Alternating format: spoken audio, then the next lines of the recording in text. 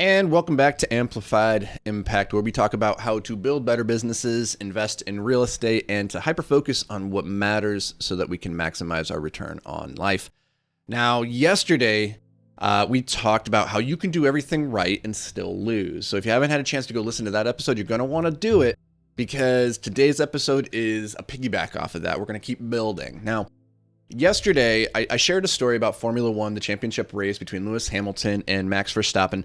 And one of the things that I didn't really talk about in that episode was the fact that what really screwed Lewis Hamilton over, who, if you remember, was winning the race by 12 seconds and had been dominating the race for 57 and a half laps and then loses in the last half lap. And what happened really was there was an act of God change of rules by the race director in the 11th hour, where it was effectively like, if this was a soccer match, it'd be like one team winning 4-0. And then in the 90th minute, the ref is like, okay, next goal wins. And it's like, wait, what? So the topic of today's conversation is an important one for your relationships, for if you have employees, if you're a business owner and you're like, how do I get people, held accountable and moving towards the right goals and targets? It's this idea that's been reinforced in my mind. What's been so hard to accept about that race, I think, for so many people, is the fact that the rules were just arbitrarily enforced. And not just arbitrarily enforced, but just made up on the fly. Now, here's the problem I think a lot of us make when it comes to delegating, to working with staff, to working with partners, to working with people in life in general, is that sometimes we do not clearly articulate our expectations and hold people accountable to those expectations. So let's say I've articulated my expectation is X. Okay, has it been clearly articulated or have I been vague? A lot of times the big mistake with communication is thinking that it's actually occurred. So we think we've been clear. The other person's like, I didn't understand any of that. And one of the lessons I've had to learn over and over and over in my journey through life is that it is not enough just to explain once and then hope that's enough. Like specifically when it comes to delegating and to training, like you have to repeat yourself like 30, 40, 50 times before the message really starts to sink in. So that's number one, is when you're setting expectations, has it been clearly communicated? Number two, and this is a big mistake I make, and I'm sure I'm not alone on this one, is you maybe did set the expectations clearly, but you did not hold that person accountable to those expectations. And if you don't do that, if you don't hold them accountable to the expectation that you set, then you're effectively saying these expectations don't matter. You can do with them what you will because I'm not going to actually enforce those rules. That doesn't mean that you need to be a tyrant and be like enforcing them constantly every single instant of every single moment. But if you're not holding people accountable, then don't be surprised if they're not going to get the work done up to the standard or the expectation that you set for yourself. Now, one of the worst mistakes that we can make is to hold people accountable to expectations that we did not clearly articulate or did not articulate at all.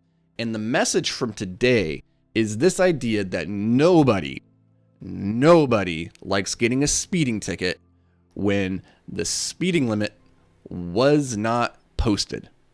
Have you ever been on a road where you're like, I have no idea what the speed limit is here, and you're watching and you're looking and you're paying attention for the next like 10 miles and you're like, I have no clue what the speed limit is here, and so you're using your best guess. You're like, maybe it's 30, maybe it's 55, I don't know. If you were to get pulled over in that situation, you made your best guess and you're like, I think it's 30, and they come back and like, it turns out it's 15, like you would be pretty pissed. You'd be like, where's the speed limit posted? I didn't find it. I couldn't see it. You'd be upset.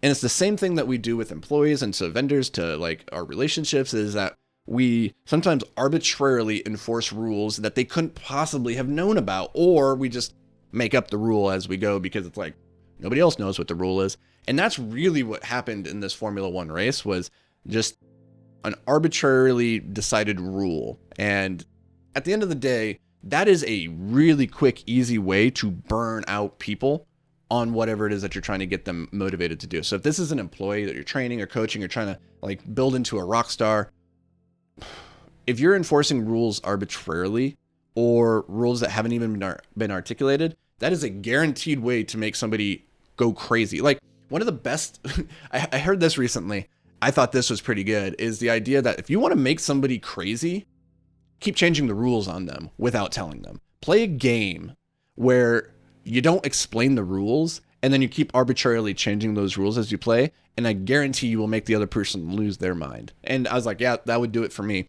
So make sure, let's, as leaders, as high achievers, as entrepreneurs, as investors, let's make sure we're not doing that. Let's make sure from the very beginning, the rules of the game that we are going to, like, how are we going to play this game? What are these rules? Are clearly articulated so everybody is on the same page. Make sure that everybody understands and then that they're bought into those expectations. Once you have that, you have to hold them accountable. The biggest disservice that you can do is to not hold them accountable, because then they're in this gray zone of never really knowing what's important and what isn't important. So holding accountable, and then just making very clear that you're never arbitrarily enforcing rules that in the past your behavior has let slide for whatever reason, without first owning the fact, hey, I've done you a disservice by not holding you accountable to this in the past, and that's given you the mixed message. That sent you the signal that this is not important, and that is not true. It is important, and so I'm holding you accountable now. And that's what this is going to look like moving forward. That's how you have that conversation, not just saying, hey, last time you did this, I let it go, but now I need to slap you down. And the other person's like, well, you never told me it was like a big deal. Like, what the heck? Okay. A little bit of a rant because I'm a little bit emotionally tied into the results still of this Formula One race. So I'm a little bit bitter. I'm a little bit jaded because that's what being a fan is a fanatic, right? And so that's what you get for loving things. It's only the things that you love that can really, truly hurt you. So that's going to do it for me, guys. If you don't know, I'm Anthony Vicino. I'm a best-selling author, a serial entrepreneur, and a founding partner of Invictus Capital, which is a real estate acquisition firm with over $30 million of assets under management. I hope you got a little bit of value out of this podcast. If you did, then please, please, please share it with a friend. The reason I make this podcast is because I wish there had been a resource like this when I was first starting my entrepreneurial journey, so that I could have avoided a ton of mistakes and heartache. If you think you know somebody that could benefit from this, then do them a favor, send it their way, and I will appreciate you to the moon and back. That's going to do it for me, guys. I'll see you tomorrow.